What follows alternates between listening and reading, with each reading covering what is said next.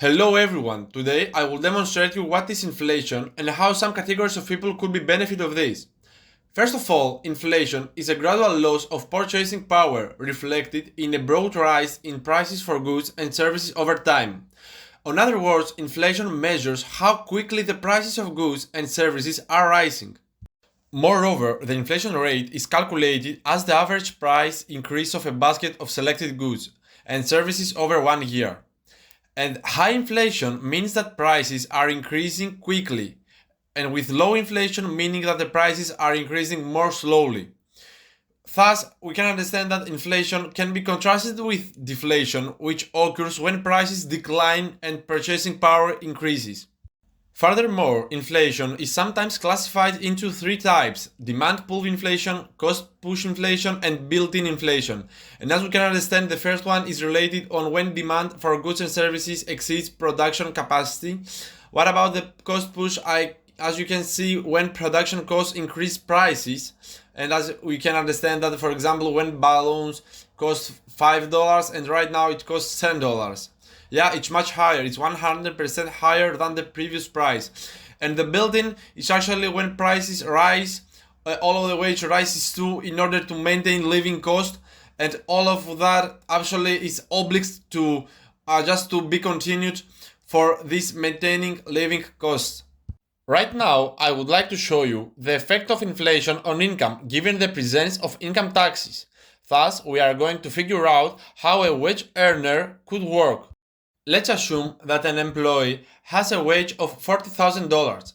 The inflation rate of economy is 10% and the tax rate is 0.4%.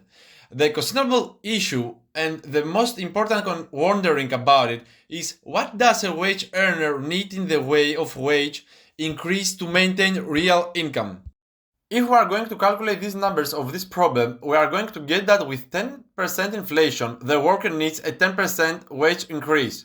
The after-tax income is $24,000 with $4,000 of pre-tax income. After this 10% inflation, the after-tax income has to be $26,400 to maintain real income of $24,000. We add 10% to $40,000 due to the reason that we are going to obtain $44,000.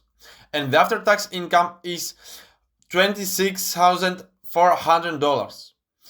And as you can understand, the answer here is not surprising. Thus, the before-tax income only has to increase at the same rate as the inflation rate to maintain the real income of the wage earner.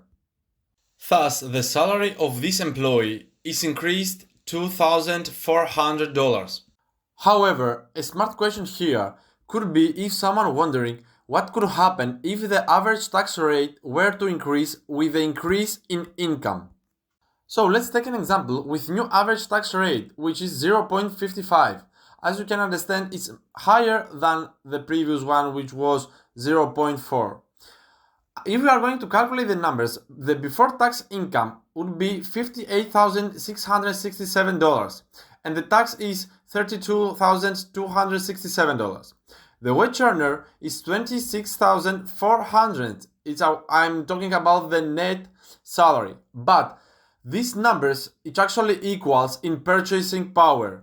And as you can understand, the main purpose here is the amount of the required increase would change. In conclusion, inflation is not a special problem to all corporations. It is an opportunity for increased profits for some corporations and for some people. But it's a problem to a retired person on a fixed income and to those corporations whose costs are increasing more rapidly than revenues. Thank you very much for watching. Please press like and subscribe our channel to support us. See you in next video. Goodbye.